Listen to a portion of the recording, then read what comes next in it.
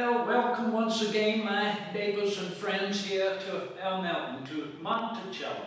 What a pleasure it is to greet you with today's subject, architecture. Now, I had hoped that I would be able to greet you out of doors to better explain and exemplify my essay in architecture, but unfortunately, the inclemency must welcome us within doors. So I brought my stick and my string with me.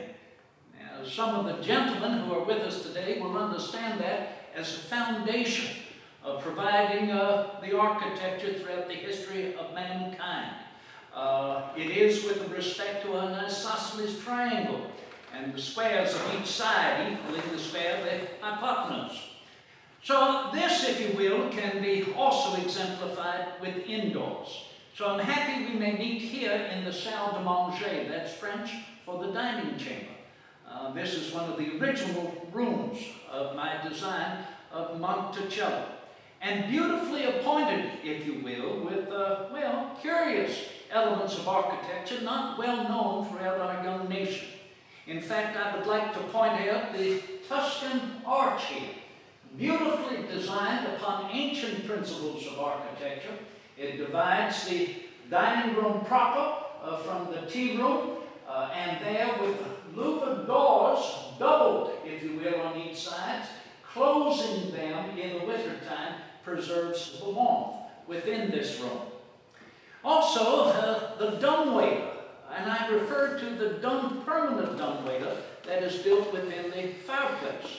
I say permanent because there's a portable dumbwaiter of shelving that holds plates.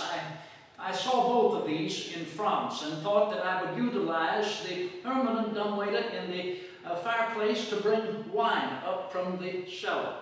And then finally, the skylight here in the dining room. That is one of 13 skylights that I have built here in Monticello. And can you imagine the sublime scene here in full moonlight with candlelight upon the table? So I welcome your gathering here, particularly once more welcoming Mr. Brandon Dillard to be our moderator. And without any further comment from me before I receive your questions, I should then like to take a chair, if you will allow me. Well, thank you. Thank you very much. Well, Mr. Dillard, your first question to welcome us here in our discussion on architecture. How did you first become interested in architecture, Mr. Jefferson? How did I first become interested in the subject of architecture? I dare say one cannot be born in the forest primeval, here, out in the beauty, the sublime beauty of nature, without an appreciation of nature's architecture. All of that put into its effect by the great architect of this universe. It is the sublime beauty of proportion, a sense of intimacy, let alone of noble grandeur.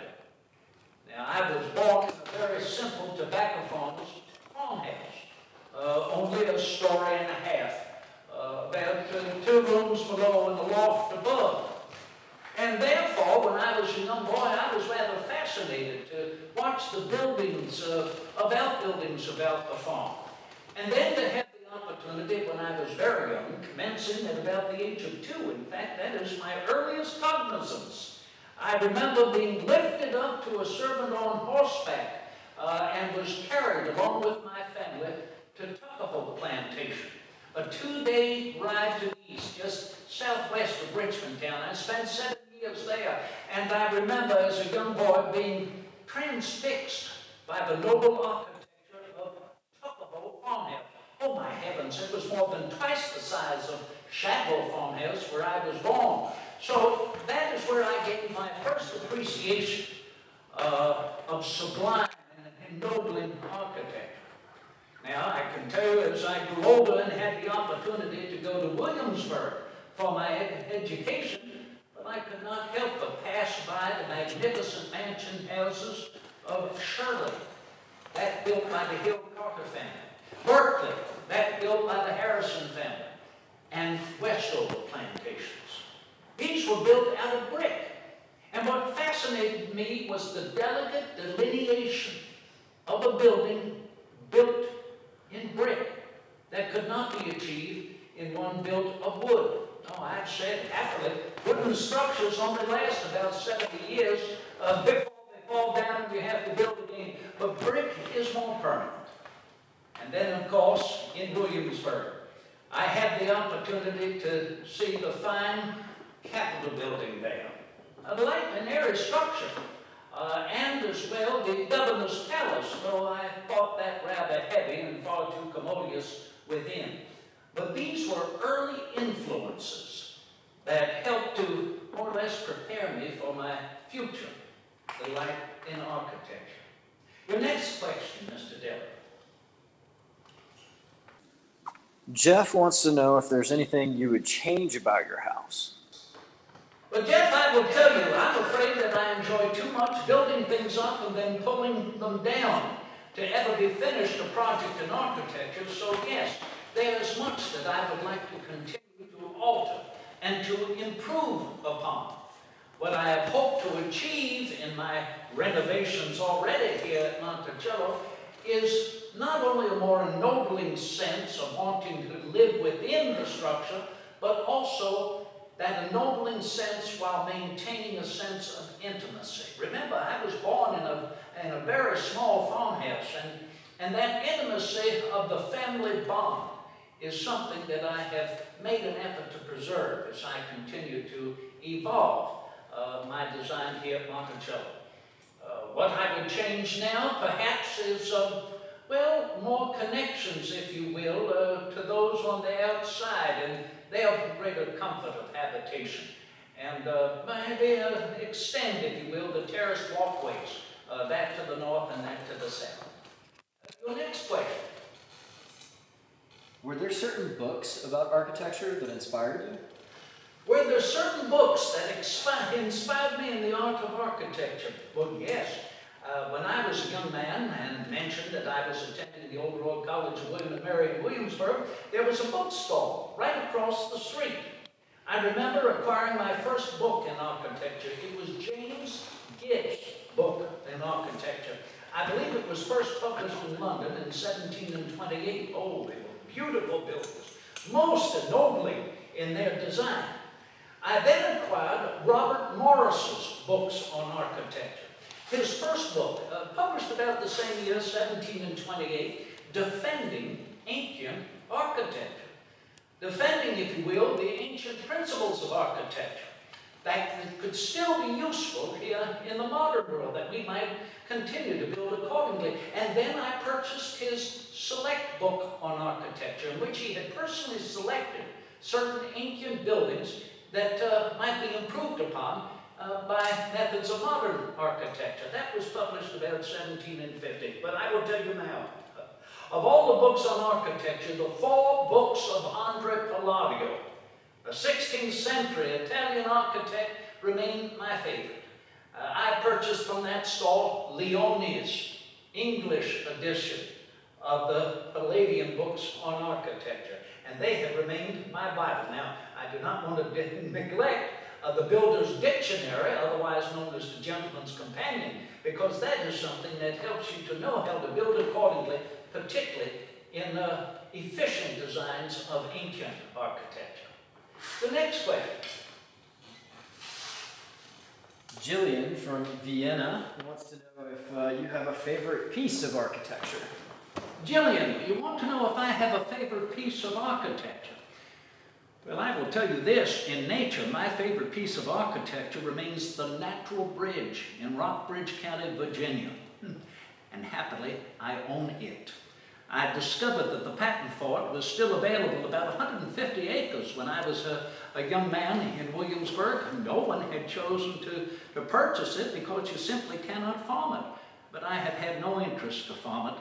I built a small cabin there by Rock Creek, and I sit on the front porch and ponder how this must have been built by the great architect of our universe. Now, I've never been able to see the great falls at Niagara, but I have likenesses of it, if you will, upon my walls here, and I consider that one of my favorite pieces natural architecture. Now then, of ancient architecture, where do I begin? Might it be the ancient arch at Orange? Might it be the theater there? Might it be the Colosseum in Arles? I would say that what remains my favorite piece is the Maison Carrée, that Roman temple. Now, I had already seen it in books of ancient buildings still standing. In fact, Charles Louis Clarisseau's buildings of ancient Rome. But to see a building rendered in a book is not like seeing it in nature. And I'll never forget when I journeyed to Nimes in the south of France and saw the Maison Carrée for the very first time. I gazed upon it like a lover upon his mistress. Oh, yes, to the extent that the stocking weavers and silk spinners thought me a hypochondriac Englishman ready to end my life with a pistol. Happily, the Maison Carrée has served as the prototype for our Capitol building in Richmond, Virginia, a true temple of justice. The next question. As you grew older, did your tastes in architecture change? Did your time in Europe influence you? Oh, I will tell you, without a question, the 5 years I spent in La Belle, France had a definitive influence upon my tastes in architecture. You see, I had always considered that the genius of architecture had shed its malediction upon the land here in Virginia. I wanted to improve the tastes of our countrymen. I happened to arrive in France at the time when they were dismantling and demolishing many of the old medieval buildings, particularly in the city of Paris. They were building anew with a sense of modern architecture, but dedicated to ancient principles. It was truly a city of light. And they were mining, if you will, the limestone beneath Paris to build these beautiful buildings. I was struck with the Hotel Curlion, the Hotel de la Marine, the facades that had provided by Jacques Gabriel. I was very smitten with one particular townhouse in Paris, built by a very wealthy German prince, Peter Hilberg de Saint. It was known as the Hotel de Saint. They referred to townhouses in Paris as hotels. And I would walk down the Champs-Élysées into the Tuileries Gardens. I would perch myself on the balustrade, look across the Seine there at the building of the Hotel de Saint, and was so taken with watching several stories hidden by a one-story facade and then atop, the building of a dome. Now, it's one thing to see a dome in a book, to try and understand its construction. But to be able to look upon it with the naked eye and see how it is placed in nature, well, I can only say this. My renovation of Monticello takes its reference in the Hotel de Saint. Many people tell me that the Hotel de Saint is still there in Paris. It is known as the Musée de Légion de l'Honneur. They tell me, oh, Mr. Jefferson, we look to the left bank across the Seine from the Tuileries Gardens, and there's this beautiful white marble Monticello. I say, no, no, no. Please, if you will, consider Monticello a beautiful red brick Hotel de Saint. Your next question. Looks like a couple young folks, Fenton and Lincoln, want to know if your time at Tuckahoe influenced the design or furnishings at Monticello. Well, gentlemen, you want to know if my experience at Tuckahoe for the 7 years my family was living there had any influence in the furnishings here at Monticello. I would not say so directly in the furnishings at Monticello as it had at Shadwell House, where I was born and grew up. Because once my father removed our family back to Shadwell House, he set about to double the size of Shadwell Farmhouse. And yes, to bring into the household many fine pieces of furniture. Now, I do still have some of those pieces of furniture. But as far as the design of Monticello and the furnishings herein, they are essentially of a French design that ever remains my favorite. Next question. What was your first project in architecture? My first project in architecture was my hermitage. No matter where I travel, I have always sought a place where I can get away, where I can simply read and write, but most importantly, where I may think. So you can imagine, with all the cares for managing Shadwell Farm, particularly when my father passed away in 1757, I was only 14, and I was one of 10 children. I had 3 brothers and I had 6 sisters. Well, fortunately, you could not walk out the front door of Shadwell House without seeing the little mountain in the distance. It beckoned me as a young boy. And so I'd spend an entire day hiking up Monticello, usually in the company of my friend Dabney Carr. And it was here, as a young boy, that I decided I would build a retreat, a hermitage. I leveled the top of the mountain off in 1768. And then the next year, I built a brick cottage, somewhat like a castle keep, overlooking, if you will, the southeast, what I still refer to as my ocean view. Just one room. It was my bedchamber, kitchen, hall, study, cabinet as well. I had below it, if you will, another room, I will not deny, and that continued to serve in many ways as a kitchen, where I built stew pots, which I had first seen in Paris. But when I married in 1772, I brought my bride to my hermitage, and it then became our honeymoon cottage. That is where we began our family, and that is where I began to design the first Monticello. In fact, as I mentioned earlier, standing here in the dining room is one of the first rooms, one of the original rooms of my first design of Monticello. The next question. Were there other projects that you pursued when you were younger? Were there other projects that I pursued when I was younger? Well, yes. In fact, I will tell you, when I was elected the second governor of the new Commonwealth of Virginia, I set about to design, or say redesign, the old Capitol building in Williamsburg, let alone what was known as the Governor's Palace. Now, I thought both of them were a bit too commodious, particularly the palace. And I felt there was too grand a staircase in the Governor's Palace. We do not need grand staircases. I ask you this, do you live on a staircase? Well, then consider how much room it takes up and how you can use that area as more intimate living space. That is why here at Monticello I have very narrow staircases. And of course, they do not allow a great deal of heat to escape into the above stairs during the summer. That's nearly unbearable. And the old Capitol building in Williamsburg, I thought, ought to be redesigned more as a temple of justice. I mentioned that earlier in my delight in the Maison Carrée, which has become the model for our Capitol building here in Virginia. So those were 2 other projects that I sought to accomplish when I was young. Now, I should not deny that the first design of Monticello was commenced when I was 26 years old. So that is certainly the most prominent project of my youth. The first design, it only had 8 rooms. And now, of course, there are 43 rooms. Oh yes, 43 rooms here at Monticello. In the main house itself, there are 33. That is right. 12 rooms in the cellar, 11 rooms on the first floor. There's 6 rooms on the second floor and 4 rooms on the third floor.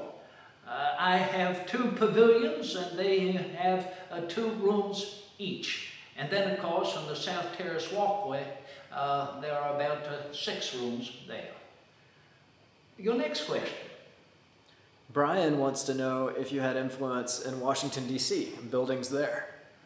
Oh, Brian, you're asking me, did I have influence in the public buildings, their design in our nation's capital city? Well, I was head of the Builders Commission, head of the Design Commission for Washington City, so you can imagine I did have some influence. Now then, as the chairman of that commission, I could not submit my own drawings. However, that did not keep me from designing what I thought would be proper for the design of a president's house, a proper design for a Capitol building. And so, if you will, I came up with those designs, the one for the president's house, almost a replica of the Villa Rotunda. I never was able to see that Villa Rotunda in Vicenza, but oh, it is such a beautiful building on paper. What must it look like to see it with the naked eye as it's placed in nature? Now, I could not write my own name on the drawing, Thomas Jefferson, so I simply wrote the symbols for Alpha and Omega.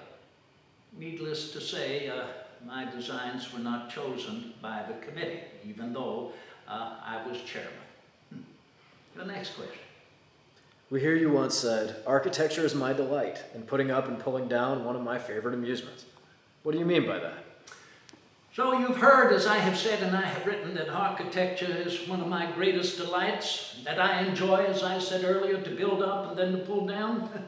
What I mean by that is simply man is never finished in providing more intriguing, more comfortable, more intimate, and ennobling methods of sheltering himself from the elements of nature. I mentioned earlier my great love of the architecture of nature itself. It is nonetheless a man's effort to build buildings that invite him to inhabit those buildings. Buildings that can help him live the healthier. That is what I have discovered in rooms that have high ceilings. They welcome a greater animation of air. And are you not happier when you walk into a room that has many windows and a great degree of light? And then, as I have mentioned all along, the principles of architecture established by the ancients are still as relevant and necessary today to lift our sentiments to a noble height of what man can accomplish, particularly on behalf of his fellow man. No, this is why I'm never finished a project, why I'm continually thinking and pursuing, if you will, by a stick and a string, more delicate and more relevant and utilitarian designs in architecture. It is an element of science, is it not? And science is never complete. That's why I believe that science and man are on a continual advance, and the fine art of architecture and the mathematics required for it will continue to walk hand in hand. Your next question. So you've designed many buildings over the years, but who actually constructed these buildings? Oh, you asked me, as I've designed many buildings, who has actually constructed them. Is it not a curious contradiction to realize that all that we enjoy inside has been built by those on the outside? I mean that, of course, with a deference and respect to the enslaved who have built all that you see. In my very first design, an artisan, a craftsman by the name of Nielsen, Joseph Nielsen, came here to help join and as carpenter the building of the first Monticello. Well, he could not have achieved that without the assistance of William Fawcett, one of my enslaved here. And then later in the remodeling of Monticello, to double the size as I referred to earlier, to liken it unto the Hotel de Somme. Well, the Irish joiner, the immigrant by the name of James Dinsmore, came and lived here for nearly 10 years. And his fine craftsmanship in joining could not have been accomplished without the support of John Hemmings. John Hemmings was the son of Betty Hemmings, and it is believed the son of Joseph Nielsen. And so it is John Hemmings and Mr. Dinsmore worked together very closely. And as you saw me refer to the Tuscan arch now behind me, do you know that the one in my suite of rooms on the southeast side of Monticello, that Tuscan arch was built in 12 days with John Hemmings and James Dinsmore working together. In my estimation, they are the finest joiners to be found anywhere. No, this could not have been done without the enslaved. Your next question. Was Monticello the only private house you designed? Logan wants to know if you influenced any of your friends' houses. Logan, you want to know if Monticello is the only house that I have designed? Did I influence friends of mine in their own houses? Well, yes. Happily, I provided designs for my neighbor, Mr. Divers, George Divers, at Farmington, just a short way from here. I'm rather proud of his renovation there. And I could not neglect Governor Barber's. Governor Barber's house, Barbersville, is one of my designs as well. In fact, I have included in the very center of the Barbersville mansion house an octagon room and also indoor privies. Now, I want to say that's quite the innovation, indoor privies. I grew up, of course, you had to go out to outhouses. But Governor Barber has been very pleased with his indoor privies. I'm most comfortable. I have 5 privies here at Monticello, 3 with indoors. And do you know, when I was elected president of our nation, took up my habitation in the president's house, well, there were outdoor necessaries. And so, if you will, I had them demolished and built 2 indoor privies in the president's house. So if the Federalists want to say I never accomplished anything during my 2 administrations, I think that was a welcome accomplishment. Now, I do not want to deny that I was of influence in General Cox's mansion house known as Bremo, and please, I do not want to forget my retreat house, Poplar Forest, a 3-day ride from here in Bedford County. That is where I go to retreat. It's still rather a hermitage, and it is my design in a perfect octagon. I have windows in each of the 8 sides, and so therefore there's no dark corner. It is very much an architectural souffle, rising very lightly and delicately. And now as I realize I am speaking about it, well, it's no longer as private as I had planned it to be. So there, if you will, are some of the buildings that I have succeeded to submit designs and to be of influence to build for others, let alone continually for myself. And I hope you all will have the opportunity to visit these places, as I hope you will return here as well to Monticello. Your next question. Are you working on any architectural projects at the moment? Am I working on any architectural projects at present? Yes. Need I say, our university. The University of Virginia. That is the project of my autumn years. That occupies me nearly every single day. It is unique. There is not another university or college, to my knowledge, upon the globe that is of the particular design of the University of Virginia. In fact, I will tell you that the prototype for my design of the University of Virginia, an academical village that is with 10 pavilions, they are opposite one and the other with a lawn in betwixt, and then the library or the rotunda at the far end. Well, that comes from the design of the Chateau de Marly. The Chateau de Marly was a pleasure ground of fountains surrounded with pavilions, and the chateau itself in the center. I was introduced to it by the Causeways, Richard and Maria Causeway. It's but a few miles removed from Versailles. It sits down in a valley, and I'll never forget alighting from the carriage and looking down into the valley. There you saw these pavilions opposite, one from the other, like a sea, and then the chateau in the center at far end of that sea, and in front of the pavilions were fountains. The fountains were animated by water cascading down the mountain at the open end of the grounds of the chateau. The cascade of water was provided by a reservoir on top of the mountain. And that water in the reservoir was from the Seine. It was pumped up from the Seine River on the opposite side, and by natural gravity, it flowed into that pleasure garden. There it hit me.